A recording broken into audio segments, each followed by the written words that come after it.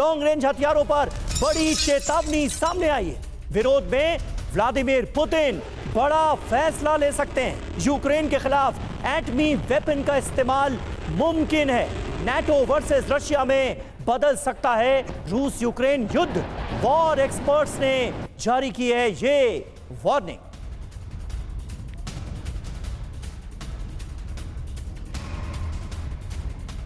और आइए अब आपको बताते हैं कि यूक्रेन को लॉन्ग रेंज हथियारों के इस्तेमाल की इजाजत देने के बाद रूस क्या कर सकता है, अगला कदम क्या हो सकता है। आइए बताते हैं आपको। लॉन्ग रेंज हथियार पुतिन का न्यूक्लियर प्लान है और उसके बाद जो बदला लेने की कार्रवाई होगी क्या। पहले खबर जानिए, खबर क्या है। लॉन्ग रेंज हथियार को लेकर तनाव बरकरार है। लॉन्ग रेंज हथियारों के इस्तेमाल की इजाजत पर तनाव है क्योंकि रूस यूक्रेन से लेकर अमेरिका तक टेंशन बनी हुई है। वॉर एक्सपर्ट्स ने भी बड़ी चेतावनी दे दी है। जी हाँ, बड़ी बात देखिए इसमें क्या है। अगर यूक्रेन को इजाजत मिली तो ये खतरनाक फैसला होगा। ये आसार, ये आशंका तो हर कोई जता रहा है। विरोध में पुतिन बड़ा फैसला ले सकते हैं। एटमी हथियार उठा सकते हैं। पुतिन नए न्यूक्लियर टेस्ट किए जा सकते हैं रूस की तरफ से। पुतिन के जो इरादे हैं वो बहुत हद तक साफ होते हुए नजर आ रहे हैं। और इसके बाद होगा क्या? जंग नाटो वर्सेस रशिया की लड़ाई में तब्दील हो सकती है। इसकी आशंका बढ़ती जा रही है। नाटो पर हमला कर सकता है रूस, यानी तमाम नाटो देश निशाने पर आ सकते हैं रशिया के। ब्रिटेन के खिलाफ भी बड़ा फैसला मुमकिन है और ब्रिटिश मिलिट्री की संपत्तियों पर भी किया जा सकता है अटैक। हमारे साथ इस वक्त कई खास मेहमान इस बड़ी खबर पर चर्चा के लिए मौजूद हैं। उनसे आपका तारुफ करा दें। Group captain GK. पांडे साहब हमारे साथ मौजूद हैं।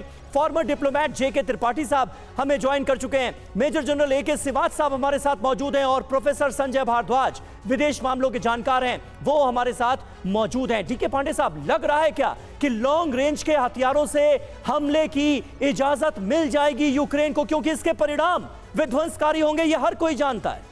देखिए, मुझे नहीं लगता है कि इससे त्रिपाठी साहब, ये डी.के. पांडे साहब से सवाल था। देखिए, मज़ेदार चीज़ ये है कि ये पिछले लगभग एक सप्ताह से ये जो समीकरण चल रहा है कि लॉन्ग रेंज डी पेनिट्रेशन के लिए परमिशन दी जाए कि नहीं जाए। यूके ने जब स्टॉर्म शैडो मिसाइल्स दी, जिसकी मारक क्षमता 250 किलोमीटर है और वो F-16 से अगर आप लॉन्च करते हैं तो डीप अंदर तक आप कर सकते हैं और इसके दायरे में लगभग 200 एयर बेसिस हैं।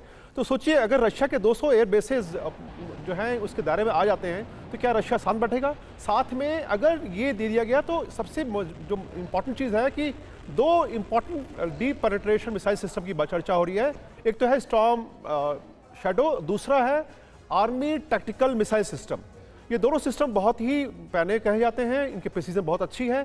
अगर शैडो की जो रेंज है वो 250 है और ATCMs जो है वो 300 किलोमीटर के हैं और इन दोनों की प्रिसीजन जो है बहुत अच्छी है। अगर ये जारी होते हैं तो इनको सैटेलाइट की हेल्प लेनी होती है for precision and exact targeting.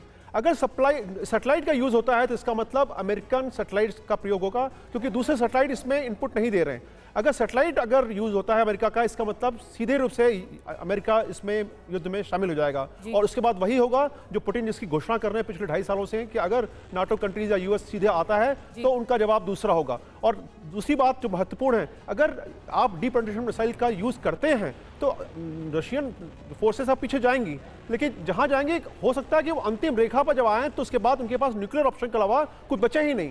तो क्या इन सब समीकरण जब इतना विषम हो रहा है तो क्या कोई चांस लेना चाहेगा? हालांकि यूके के प्रधानमंत्री स्टमर जब गए हैं मिलने के लिए बाइडेन साहब से तो इस चर्चा हुई इस पर, लेकिन कोई घोषणा नहीं हुई। ये साफ बताता है कि अंदरूनी प्रेशर के बाद भी यूके के प्राइम मिनिस्टर ने ये डिसाइड किया कि इसके ऊपर वो कुछ भी घोषणा नहीं करेंगे।